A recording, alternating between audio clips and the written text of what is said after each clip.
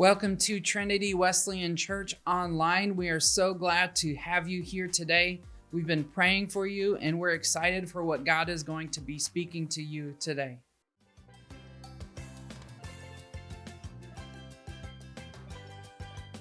Already missing summer vacation? Just because summer is over, doesn't mean you can't keep dreaming of a salty sea. Put on your life jackets and set sail as we hear from Jesus' teachings. Sit back, relax, and set sail too. Seize the day.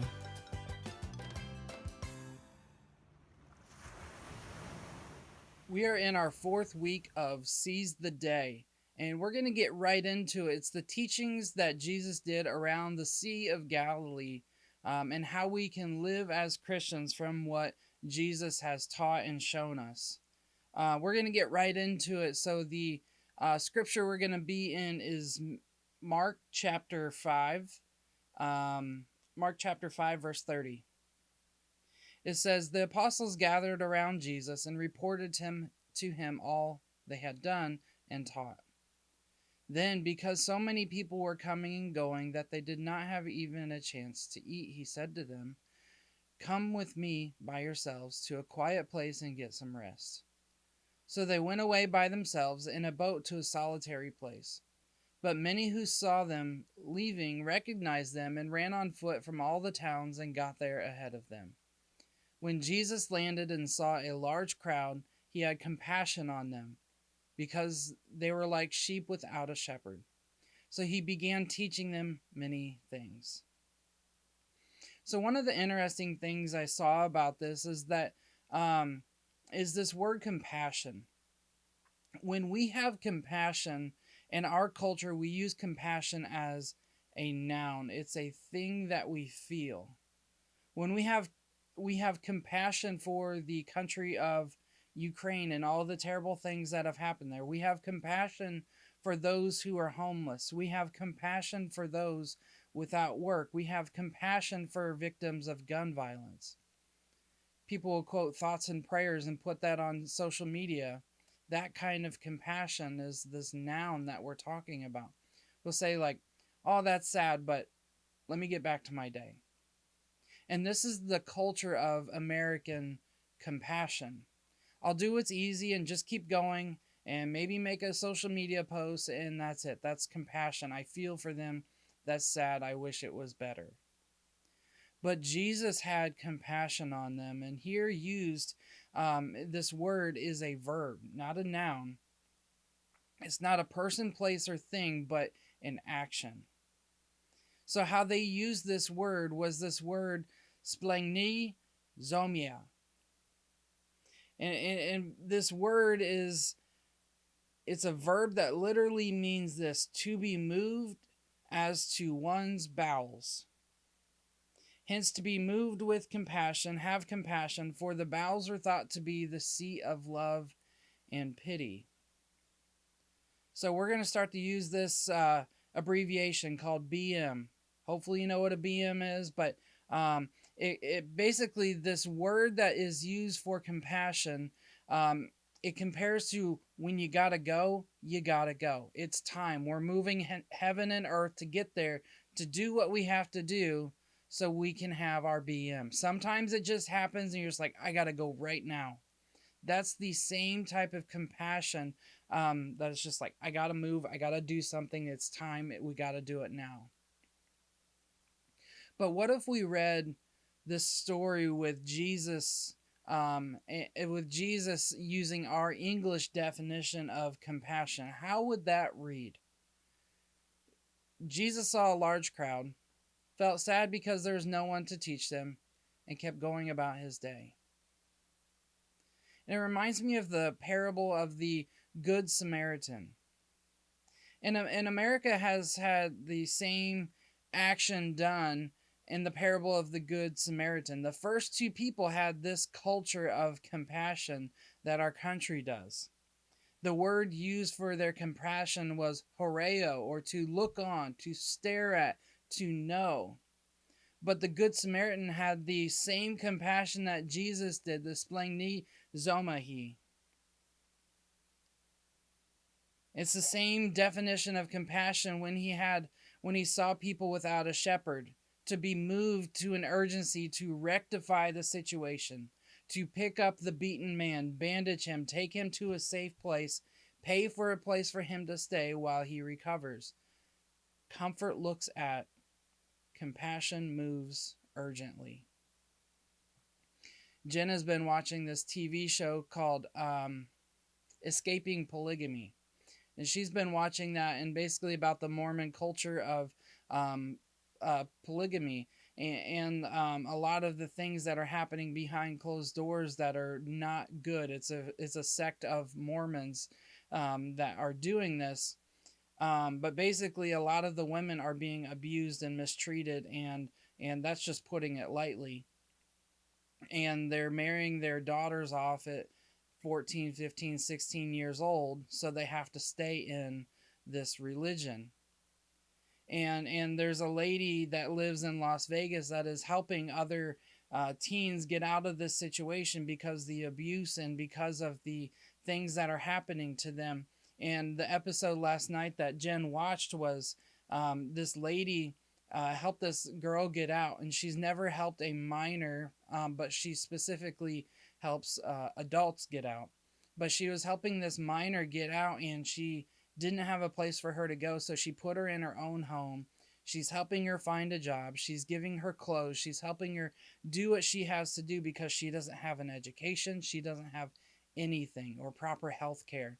And it reminds me of the parable of the Good Samaritan, where it's not just to look on to have that kind of compassion, but compassion that took this girl to a safe place, give her a place to stay, and help her find a way to give her income and give her the resources she needs so she doesn't have to go back to the situation. It's the same level of compassion that Jesus had when he saw people without a shepherd. Verse 35, it says, "By this time it was late in the day, so the disciples came to him. 'This is a remote place,' they said. 'It's already very late. Send the people away so that they can go to the surrounding countryside and villages and buy themselves something to eat.' But Jesus answered, 'You give them something to eat.' And the disciples are like, who are you talking to? Like, who? Him? Hey, you back here. Jesus needs you to go get something for them to eat. Oh, Jesus, you're talking to me? Oh, you're talking crazy." Hands Jesus a Snickers bar, and they say, "You're not you when you're hungry." And then they just look at each other for a minute, and then the disciples like, "Oh, wait, you're being for real? Like, you want us to give them food? Like, we don't have food either. We haven't eaten either. Where are we going to get this so-called food that you're talking about?" They said to him, "That would take more than a half year's wages. Are we to go and spend that much on bread and give it to them to eat?" Jesus said, "How many loaves do you have?" he asked. "Go and see." When they found out, they said, 5 and 2 fish. 5 loaves and 2 fish. The disciples were the first school bullies stealing a kid's lunch so that they could have it for everybody else. Verse 39, Jesus directed them to have all the people sit down in groups on the green grass. So they sat down in groups of hundreds and fifties. Taking the 5 loaves and the 2 fish, and looking up to heaven, he gave thanks and broke the loaves. Then he gave them to his disciples to distribute to the people. He also divided the 2 fish among them all. They ate and were satisfied, and the disciples picked up the 12 baskets of broken pieces of bread and fish. The number of men who had eaten was 5,000.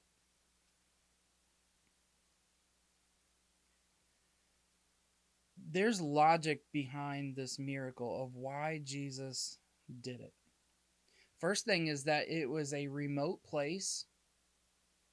It was a remote place, and it was getting late. You know that point where you've been working all day, or it's a holiday and it's getting late and everybody's already gone home, and that point where you just haven't eaten, you just need something to eat and nothing is open. Even Taco Bell is closed. Even Waffle House is closed. Everything is closed and you're hungry, you just want something to eat. Now, there's no McDonald's around, there's no Chick-fil-A's, there's no restaurants around. People are hungry now. And it's becoming a safety concern because the people hadn't eaten in a long time. There's no caterers around. There's no people that would come and take that job day of.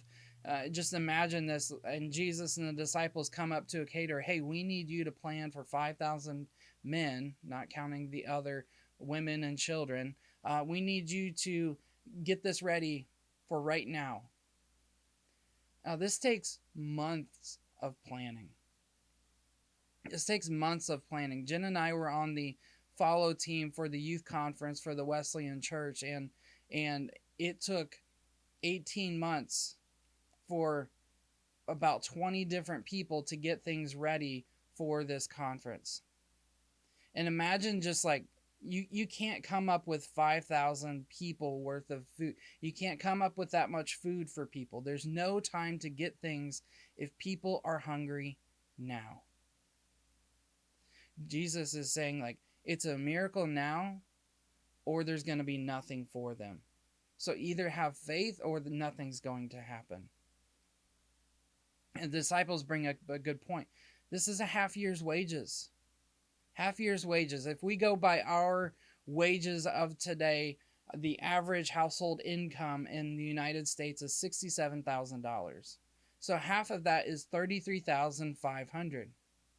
It says 5,000 men, not including women and children. So probably 10 to 15,000, let's just say 12,000 people are being fed. And the disciples are rightfully like, how are we going to do this? They hadn't seen a miracle about food yet. They've seen people healed. They've seen things like that. But this was bigger than what they had ever seen. You break it down for 12,000 people, it would be about $2.81 per person to make this happen, which is a good price if you can get that price to feed that many people. To feed 12,000 people is going to come up to about $34,000. The disciples didn't make a lot of money. They had quit their job so they could follow Jesus. Where's this money coming from, Jesus? Jesus fed another 4,000 people in Mark chapter 8. And this crowd had been with Jesus for 3 days. Jesus didn't want these people to collapse on their way home from not eating. So Jesus asked how much food there was. And this is different. Not the 5 loaves, 2 fish. There was just 7 loaves.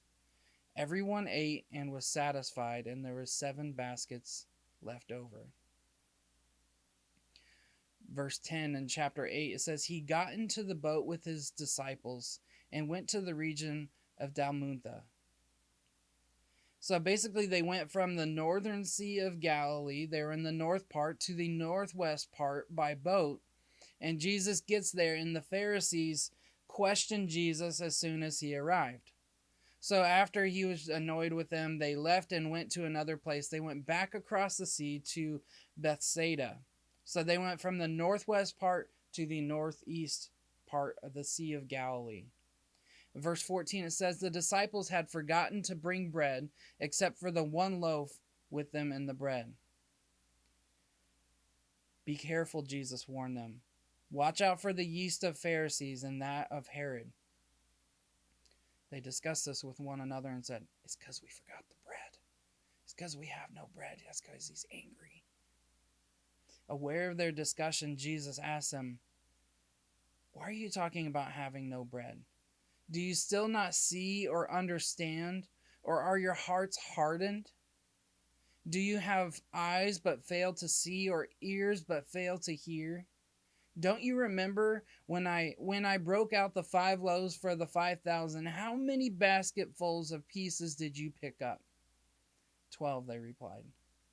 And when I broke the 7 loaves for the 4,000, how many basketfuls of pieces did you pick up? They answered, 7. He said to them, do you still not understand? Now, the amazing thing about this, and this is just me looking into this, is the crowd didn't realize that the miracle happened. The crowd wouldn't have realized. It's the 12 disciples that probably realized, and maybe a handful of people that just happened to be around Jesus, but the crowd didn't realize the miracle that had happened. And then there was 12 basketfuls left over. Everybody ate. They were full. There was stuff left over. And then there were in the feeding of the 4,000 men, there was 7 baskets left over. Now, these numbers can sometimes mean something. You have 12 baskets left over. You think of 12, you think of the 12 tribes of Israel. And maybe that's what it is, maybe not. But I feel like these are left over. There's one basket for each disciple to learn about faith. And then the 7 baskets that were left over, and the other one, 7 is a number of completion. Not saying if you see the number 7 ever in your life that is perfect, God is telling you to buy this vehicle or do this or whatever, or it's 7 days from now or blah, blah, blah. Sometimes. Not very likely, but sometimes. But in the Bible, when you're reading it, sometimes you'll come across this and you'll see it as a number of completion. 7 is perfection. And just because you see a 7 or a 12 doesn't mean that it's a sign from God. It could be, but probably is just a coincidence. Oh, this is regular $13, but it's on sale for $12. Don't buy it because of that. Or it's the 7th of September. God is telling me I don't need to pay this bill. Don't do that. Pay your bills. You would think I don't need to say things like this, but I still need to. I mean, I'll keep saying I'm not making fun of you, but it still happens. There's a person at one of our churches that Jen and I worked at, and there was a big pastoral vote coming up, and basically a new pastor was coming in because the other one was transitioning to another church, and so we're going through and figuring out who is going to be the next pastor of this church. Jen was the youth pastor and worship pastor. I was the assistant pastor. And so basically how the Wesleyan Church works is that you vote on a pastor. And so we have this pastoral vote. This guy came in, did what they call a candidating sermon, where they come in, see if everybody likes each other, that type of stuff. And so after they had a vote, where all the members would come and write down things. And so this vote is happening. You go to the back of the church. I'm just standing there, making sure everybody's got what they need, not looking at the ballots or anything. It wasn't really an issue to me. And so I'm standing there kind of helping people. And this guy comes, and I could see him like start messing with the pen. Like he couldn't get it to work. So it's not working. And then he kind of like looks up, and then he just starts to do it again. And then he looks up. I said, "Do you need a different pen?" He said, "Yeah, I was at first. I was thinking, I was like trying to write this down, and I was going to put yes, because that's what I felt like God told me to do, but then the pen didn't work. And so maybe God was telling me to say no. Maybe we don't need this pastor." And then he goes, "I tried to write no. But then the pen still didn't work." And he goes, "I think I might just need a new pen." I'm like, "Yeah, I think that's what's going on, is that the pens they were new pens and the ink was not in the bottom of them yet." And sometimes we still have to remind people that not everything is a sign from God. Sometimes it's just a coincidence, or a pen just hasn't been used ever. Likely it's a coincidence. When we read in the Bible, it's all about location, location, location. When you buy a house, you want to figure out what's around it, because you don't want this beautiful mansion and you're looking around, but it's an industrial park. It looks great on the pictures, but then you come in, you're like, ooh, this is why it hasn't been sold. In the Bible, it's context, context, context. You have to remember the original context.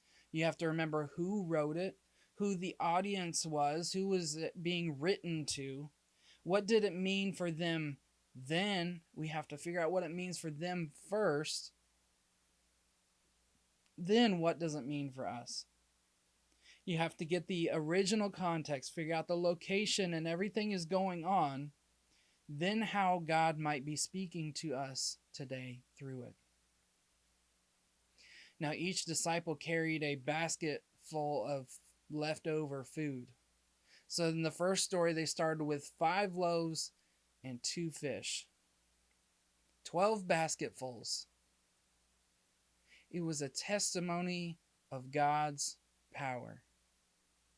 And imagine the thoughts going through a disciple's head, not just seeing a miracle, but physically having to remove the leftover food from that miracle. I saw the 5 loaves and 2 fish, but they're carrying a huge basket full of pieces and stuff left over. It's real, not just some bad fish they had the night before and they're starting to hallucinate and see some things. They're not feeling good, but they felt the weight of the miracle physically. They had to carry away the leftovers from the miracle.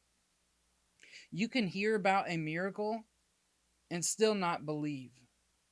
You can see a miracle happen and not believe. You can smell a miracle and start to believe, but when you taste a miracle and you feel a miracle, you believe.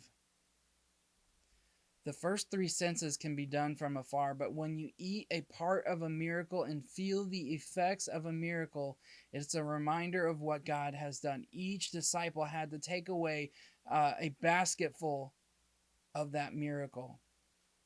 And as they're carrying it to wherever it went, I don't know if they took it to a homeless shelter or what was going on, but they took it and they did something with it. But each disciple had to carry a part of that miracle away, and every step they took was a step of faith. As they're going away, oh man, like there was only 5 loaves and 2 fish. I got way more than that in this basket. What it comes down to is who or what do you trust in? Like the disciples, are you trusting in what you see? God, that's going to take a half year's wages. We don't have that kind of money. Or we're not going to, there's no food establishments around here. There's no caterer going to take this job. Are you trusting in what you see, or are you trusting in what God sees and what God has already given you?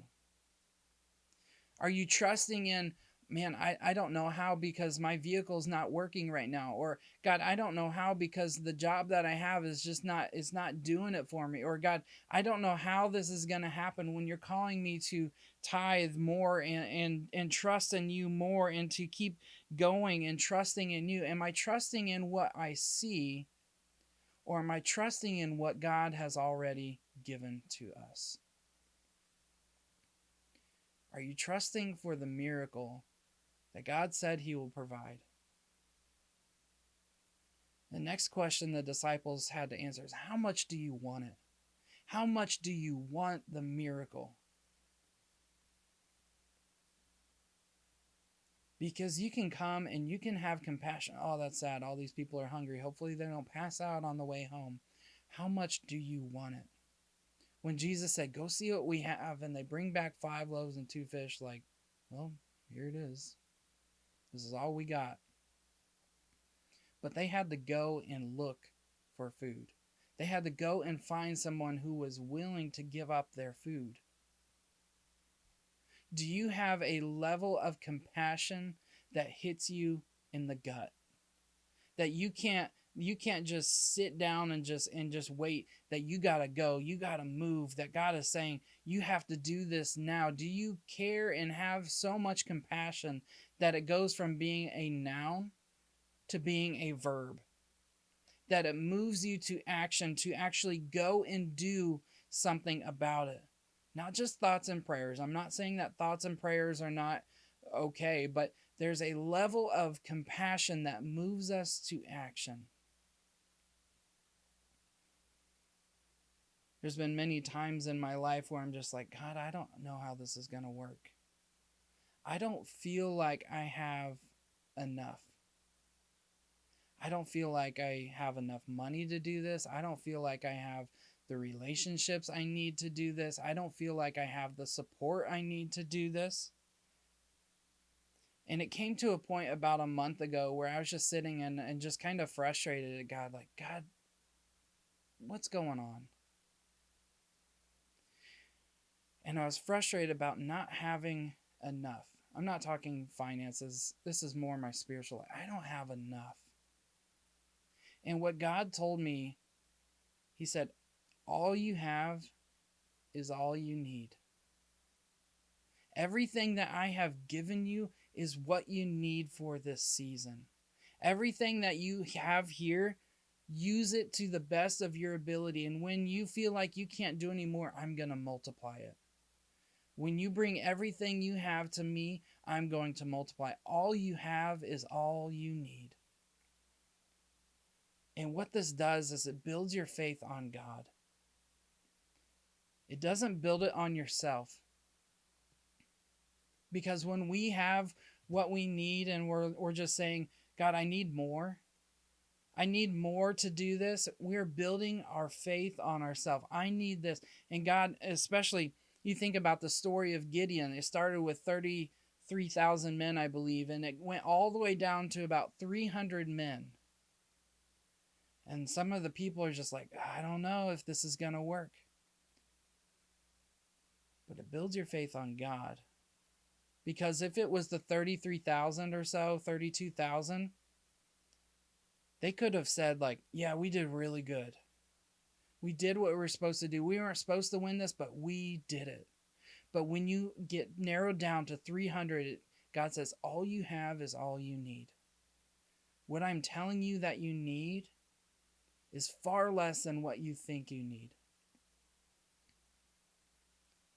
And what we're called to do is to give what you have, and God will multiply it for the miracle that He needs. You don't have to supply for the multitude. You give what God has already given you. God doesn't call for a miracle without giving you the means to do it. God doesn't say, hey, go out and feed these thousands of people and just be like, well, figure it out. God doesn't say that I need you to be a volunteer pastor for about 3 years and not provide. God called me to do that. I was a volunteer pastor for about 3 years, and we had what we needed. We did well. We had to be great stewards of what God had given us. But He's not going to call you just be like, I don't think you're supposed to get paid for this. I need to teach you another lesson that's not even about the money. The question we have to ask ourselves today is, do you have compassion? Not the compassion that the American culture has, but this BM compassion. Something that causes you to move. It's time. Gotta go. Gotta go. And God is calling us to say, don't wait until you think you have enough. Go with what you have. We got 5 loaves, 2 fish. Let's do it. I'm going to make a miracle. You don't have to make the miracle. You don't have to do the multiplication. But what if the little boy acts like us sometimes? No, that's my lunch. I'm not going to give that up. I'm hungry. This is only for me. What God gives you is meant to be used for God. Jesus could have done the miracle without the little boy's lunch, but God asked for our faith with what we have. I need you to go and get what we have. Bring it back to me. I'm going to bless it. I'm going to multiply it beyond your wildest dreams. Oh, you think we can get 100 people fed? No, I'm going to do thousands. After we give everything to God, He blesses it, multiplies, then we get to share in the joy. We get to look back on the miracle. And because God gives us what we need, we realize that we couldn't done the miracle without God. So today you have 2 options. You can keep what you have and sustain yourself. Keep going with how life is and it's just going to be the same.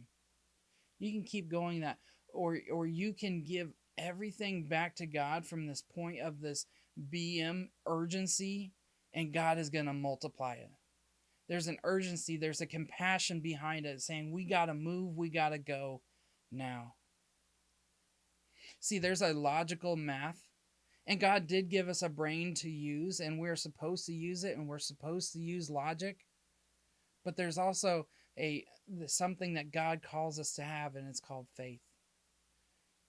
Logical math, it's good for our finances, it's good for that. But kingdom math doesn't always add up. Because when you think logistically, you're thinking about addition. You're thinking about just adding a couple things and it's going to get a little bit better. But kingdom math is multiplication. Kingdom math is taking what you already have and you give it to God. He blesses it. He multiplies it. And the question I want to ask you today is, do you have compassion for this city? And for those who are hurting to a point of making it an action, where it's not just our thoughts and prayers, it's not just what we think we should do and just, oh, I hope somebody else does something about this. Do you have compassion for this city? And let's take it a step further. Do you have compassion for your next door neighbor who is hurting and doesn't understand where to go? And the great thing is, you don't have to make the miracle. You don't have to make them accept Christ. You don't have to convince them. That is not our job. Our job is to go and be Jesus to them. And the Holy Spirit is going to speak through you. The Holy Spirit's been speaking to them already. You don't have to make the miracle. Now, again, I'm going to give you the vision for our church that God gave me before we moved here about a year and a half ago. And I was sitting and I was looking at this and I'm seeing all of the numbers. I'm seeing everything and I'm looking at it logistically and just like, this doesn't look great. This is before I accepted this job here. In my mind, I'm just like, it doesn't make sense. Because I don't know how many of you know this, but since this building was built 52 years ago, the numbers have declined since then. And we've gotten to where we are today. And that's not a slight on anyone. It's just the reality of where our church is.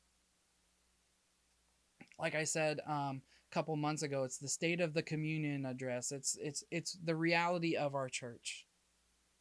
But the vision that God gave me, and it's this multiplication, this kingdom-minded math that God gave me is that, yeah, logistically it doesn't look right. It doesn't look great. But what I'm saying is I need you to go and be there and be the leader for this church, because I'm going to do something in you and in this church that cannot be understood by human power. God told me that one day our parking lot will be full. That all of our parking lots will be full, and that our church is going to be full. There's going to be standing room only. That people are just going to be crowding in so that they can hear of Jesus. When I came here, and where I was at, God said to me again, even a month ago, all you have is all you need. Everything that you have right now is going to make for the miracle I'm going to do. Everything you have right now is going to make for the miracle and the multiplication that I need it to do. You just have to do your part. You have to give of what you have. I will bless it, God says. I will bless it. I will multiply it. You don't have to do anything else. I just need you to be willing to give of what you have.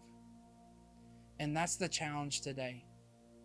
Is we've talked about going all in for probably 4 or 5 months now. And we've been wearing these bracelets saying, I'm going all in. And it's a reminder that in everything, even when it doesn't make sense, all you have is all you need. God, you want me to give 10% of what I have? All you have is all you need. God, you want me to start this other job? All you have is all you need. You want me to have my kids do this? If you're going all in, all you have is all you need. Even when it doesn't make sense, even when God is telling you, here's 5 loaves and 2 fish, and this is what you have, I'm going to supply the miracle if you give it to me. That's the challenge today, is to remember the commitment that we made to go all in. And if you want to go all in with us, you decided, I'm going to take some time, I'm going to think about it. Today, you can go all in. We can give you the bracelets, we can give you everything you need so that you can go all in with us as well too. Because it's not going to be made on the power of me. I can't build a church. Technically, I could probably do it with construction, but I can't build a spiritual church. But I have to be following God. Everything that God wants to do is going to be done through him, or it's not going to happen at all. And it comes from us having that compassion that it moves us to go and understand and to hurt with our neighbors, to love them, to understand them, to even get to know them. So that when they have a crisis, that you're already there for them before anybody else gets there, before their family gets there. You are the first line of defense, and you're the first line of hope in your neighbor's life.